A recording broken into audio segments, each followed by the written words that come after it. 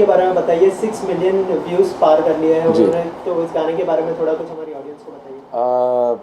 I am really happy कि सबने इतना सारा प्यार दिया। मेरा गाना क्लब पब जो कि मैंने बोहेमिया पाजी ने और सुखी ने मिलके किया था, जिसमें उन्होंने रैप किया, और इतनी उम्मीद नहीं थी कि इतने इस लेवल पे जाएगा। एंड लोगों ने इतना प्यार दिया, specially north and outside India, Mumbai, जितनी मेट्रो सिटीज़ हैं, जितने यूथ हैं। एंड बहुत ही पैपी नंबर है, बहुत ही पार्टी नंबर है। एंड बिकॉज फिल्मी सॉन्ग नहीं था, अगर फिल्मी सॉन्ग होता तो पता नहीं कितने मिलियन जाते। तो it was a single and वो बिल्कुल जाकर बुल्स आई पे जाके गाना लगा। जी, इसके अलावा क्या प्रिपरेशन की थी अपने सॉन्ग को लेकर, क्योंकि सुखी पाजी थे, बोहेमिया जी थे, तो जी। क्या प्रिपरेशन रही और कैसी ट्यूनिंग रही, कैसा बॉन्ड? ये गाना मैंने मेरे दोस्त है रामजी गुलाटी, वो जब ये गाना बना रहे थे तो हम साथ में बैठे और उन्होंने बोला, अली तुम्हारी वोकल इस पे बहुत फिट बैठेगी और लेट्स डू दिस सॉन्ग। और जब मैंने गाना सुना, क्लब हो पब हो विस्की का टब हो, तो मैंने बोला यार बहुत फ़नी सा, बहुत अच्छा पार्टी नंबर है। तो फिर हम लोगों ने इसको रिकॉर्ड किया। तो मेरे दोस्त हैं प्रियांक सखूजा, जो कि दिल्ली के होटेलियर हैं, उनको सुना। He said I really love this song यार, इसको करना चाहिए। And I am opening a new club pub call Tamasha, और तमाशा पे इसकी लॉन्चिंग करें। एंड बोहेमिया पाजी was there and we all spoke and he loved the song. He said let's do it, I am gonna rap in this. तो उन्होंने rap किया और suddenly things shaped up and we shot the song in Delhi in Tamasha, and then it's history. दो line हो जाए अगर audience के लिए। दो लाइनें। क्लब हो या पब हो, विस्की का टब हो, नशे में हम सब हो, वो ओ ओ सोनी कुड़ी नाल हो, म्यूजिक की कमाल हो, फुल लाइट धमाल हो, वो ओ ओ हम जो हो जाते हैं टल्ली टल्ली होके घूमेंगे हम तो गली गली। अंबानी जैसा बाप हो, लियोनी जैसी साथ हो, एवरीबॉडी सिंग माय सॉन्ग, वो ओ ओ। इसके अलावा कोई अपकमिंग प्रोजेक्ट्स आ रहे हैं? इसके अलावा मुझे एक दो रियलिटी शोज़ हैं जो ऑफ़र हुए हैं, बिकॉज रियलिटी से काफ़ी 1-1.5 साल का गैप हुआ है, तो मैं 2017 में रियलिटी शो भी करूँगा इंशाल्लाह। एंड मेरे 2 गाने आ रहे हैं, 3 गाने बल्कि। एक मेरा पुराना गाना है बेवफा, वो रिलीज़ कर रहा हूँ, और फिर एक मेरा नया गाना है हबीबी फुल माशाल्लाह, which I shot and sang with Uzbekistan की सुपरस्टार हैं, उनके साथ में ज़रीना नाम है उनका। और एक गाना मैंने मुस्तफ़ा खान MK, बहुत ही टैलेंटेड यंग लड़का है, 10 साल का, अमेजिंग टैलेंट, जो हमने शूट किया दुबई में, इस पल को आओ जी ले ज़रा। तो these are the song wise music wise ये 3 गाने हैं जो आने वाले महीने में रिलीज़ करने वाला हूँ। और उसके बाद फिर रियलिटी है, और फिर एक फीचर फिल्म की स्क्रिप्टिंग और प्लानिंग। सनी लियोनी के साथ भी एक प्रोजेक्ट प्लान किया जा रहा था, तो उसके बारे में कुछ बताइए। सनी लियोनी के साथ में मैंने गाना किया था ये इश्क, जो जी म्यूज़िक के साथ में रिलीज़ हुआ, and it was very nice and super hit number, ये इश्क मेरा है। एंड इंशाल्लाह फ्यूचर में भी उनके साथ में बहुत जल्दी कोलैबोरेशन भी करेंगे, अच्छा गाना अच्छे म्यूज़िक के साथ। Because Daniel Weber is a good friend of mine, तो we are thinking to do some new music as well. कैसा रहा एक्सपीरियंस सनी लियोनी के साथ? और सनी लियोनी के साथ कैसा एक्सपीरियंस रहा? बिल्कुल बहुत अच्छा एक्सपीरियंस था। She is a wonderful human, you know. Daniel is a very good friend, again a very talented guitarist. तो हम लोगों ने पहले गिटार पे गाना किया, and then we shot the song in LA, Los Angeles में, हॉलीवुड स्टूडियो में हम लोगों ने वो गाना शूट किया था। And she is very professional, up to the mark, and very talented, so it was a great experience. जी, इसके अलावा आपने रियलिटी शो की बात की, अभी रियलिटी शो चल रहा है बिग बॉस जी हाँ, सीजन 10, जी। तो उसके बारे में क्या कहेंगे आप? कैसा लगा आपको? कौन सा कंटेस्टेंट आपका सबसे फेवरेट कंटेस्टेंट रहा है? यार बिग बॉस तो is my life, because big boss से जो फेम मिला है वो तो दोहराया नहीं है कि मुझे जनता जनार्दन तक पहुँचाने वाला मेरा शो बिग बॉस था, and it's very close to me. इस बार इत्तेफाकन मैंने कुछ एपिसोड्स देखे बिग बॉस के, और मैंने देखा कंटेस्टेंट बहुत ज़बरदस्त थे। बस एक पागल बाबा उसमें आया हुआ था जिसने बहुत ही अति की, एंड आई थिंक उसने पूरी लाइन सब क्रॉस की, तो विच वॉज मेरे हिसाब से जो उसने किया, I think it was not up to the mark, and I think वो थोड़ा सा मेंटली डिस्टर्ब भी था। तो मेरे हिसाब से कभी कभी कास्टिंग में गलती हो जाती है, तो एंडामॉल या फिर कलर्स की टीम ने ये जो गलती की है ज़िंदगी भर पछताएंगे, कि जिस हिसाब से उसने घर में एक ऐसा गर्दन मचाया कि अगर बिग बॉस के घर में मैं होता, इन कंटेस्टेंट की जगह अगर मैं होता, तो यू नो या तो मैं बाहर होता या वो बाहर होता, बिकॉज बहुत ही नंगपना मचाया, विच वॉज लाइक एक फैमिली शो है, फैमिली शो को I have no words, but I didn't like the way he spoke, I didn't like the way he spoke about Salman भाई। सलमान भाई के बारे में उन्होंने उल्टी सीधी बातें धमकी दी है, और मैं दुआ करता हूँ, और बाबा मुझे गलती से किसी इवेंट में मिल मत जाना, बिकॉज जिस हिसाब से तुमने धमकियाँ दी हैं बिग बॉस की टीम को, जिस हिसाब से तुमने धमकियाँ दी हैं सलमान भाई को, who is an amazing soul, जो पता नहीं कितने लोगों को सपोर्ट करते हैं हर तरीके से, एंड जिस हिसाब से आपने गलत एलिगेशन लगाए, अगर गलती से किसी सत्संग में भी मिल गए ना तुम, तो मैं तुम्हारा सत्संग कर दूंगा बाबा। मैं ये मैं तुम्हें धमकी दे रहा हूँ, और अगर मिल गया तो फिर देखना। अली भाई, खासतौर से हम देखते हैं कि जब हम बिग बॉस की कास्टिंग पर नजर डालते हैं, जैसे बाबा के बारे में बोल रहे हैं जी, कि उन्होंने काफी उड़दंग मचाया, काफी जी रहा जी, तो जब हम कास्टिंग होती है बिग बॉस की जी, तो उसके पीछे क्या स्ट्रेटजी रहती है, कैसे इन लोगों को लेके आया जाता है? क्योंकि कहीं ना कहीं बाबा की हम बात करें, he support the BJP and some other support करते हैं वो, तो इन लोगों को क्या मापदंड तय कर लिए जाते हैं कि भैया इनको लेके आओ और इस तरीके से तुम खुलेआम उड़दंग मचा दो? जी नहीं, देखिए और क्या कहीं ना कहीं भाई को भी धमकी दी उन्होंने जी, जी, जी, कि हम फिनाले नहीं होने देंगे, या।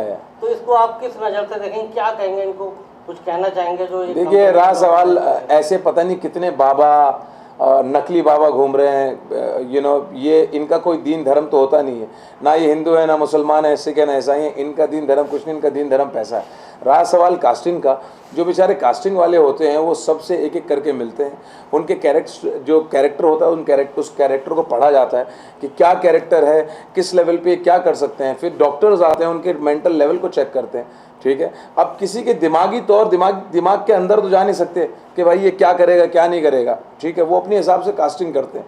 लेकिन मुझे लगता है 10 सीज़न में ये एक पहली बार बिकॉज आम जनता को लेके आए। अच्छा होता क्या था, पहले सेलिब्रिटीज़ आते थे, सेलिब्रिटीज़ में क्या होता है कि आप लोग को इंडस्ट्री में रहना है तो आप लोग को एक हद पता है कि हाँ भाई ये मेरी हद है, मैं इस हद से आगे नहीं जाऊंगा, या मेरी इतनी हद है, तो इंसान अपनी एक हद में दायरे में रहता है। इस बार आम आदमी आए तो आम आदमियों को भी अपनी हद का धीरे धीरे करके पता लगा, एक यहाँ पर रुक गया, एक वहाँ पर रुक गया। जैसे प्रियंका जग्गा आई थी, उनकी एक हद, उन्होंने भी एक शो में पूरा उन्होंने because they are not from this field, तो उन्होंने अपने लेवल पे खेला, सबने, अब तो वो बाहर हो गए। फिर ये बाबा ने सोचा कि मैं शो को चला रहा हूँ, वो अंदर अंदर सोचने लगा कि हाँ यार मैं ही ठीक हूँ, मैं ही शो चला रहा हूँ, और ऐसे लोगों को क्या होता है कि थोड़ा सा अगर आप चढ़ा दो ना तो सोचने लगते हैं, गैस के गुब्बारे पे आ जाते हैं।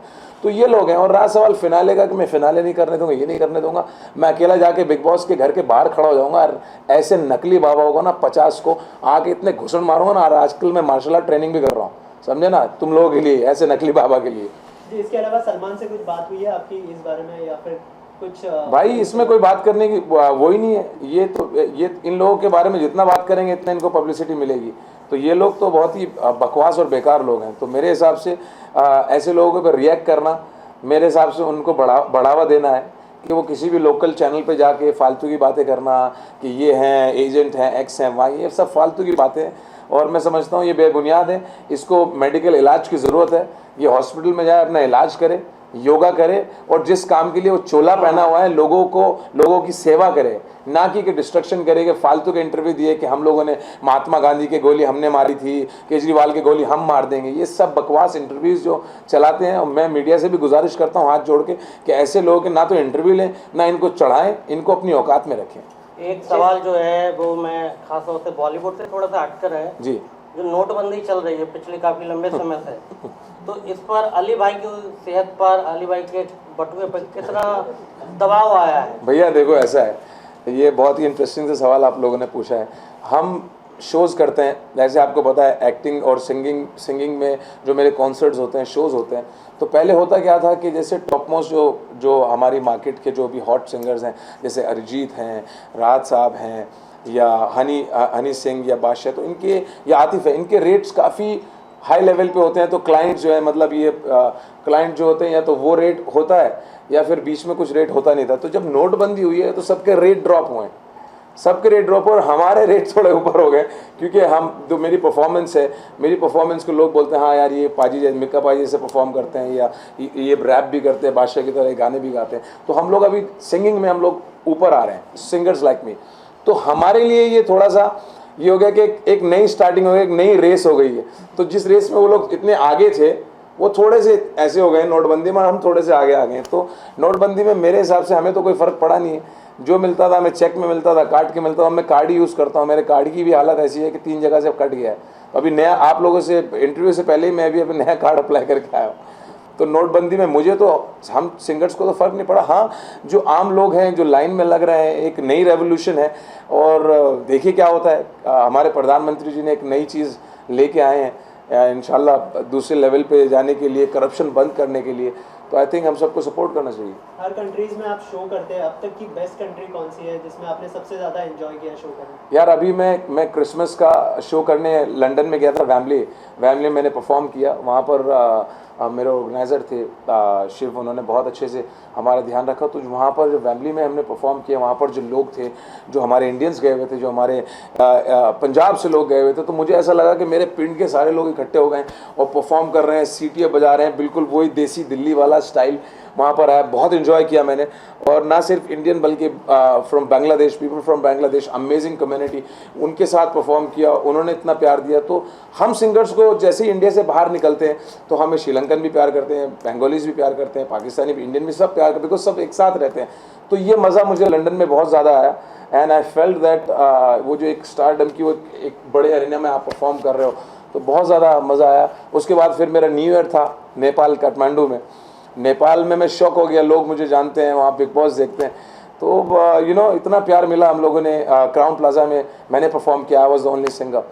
तो मज़ा तो आता ही है और लोगों से प्यार मिलता है, तो जहाँ से प्यार मिलता है वहाँ से एंजॉय करते ही हैं। इसके अलावा सिंगल्स का ज़माना चल पड़ा है जी। लोग पुराने गानों को रिक्रिएट कर रहे हैं, तो ऐसा कोई गाना है ज़हन में जिसको आप रिक्रिएट करना चाहेंगे पुराने गानों में से? यार अभी वो, हाँ, सोचा तो हुआ है, because I am hardcore Rafi साहब फ़ैन एंड उनको सुन के ही मैं सिंगर बना हूँ।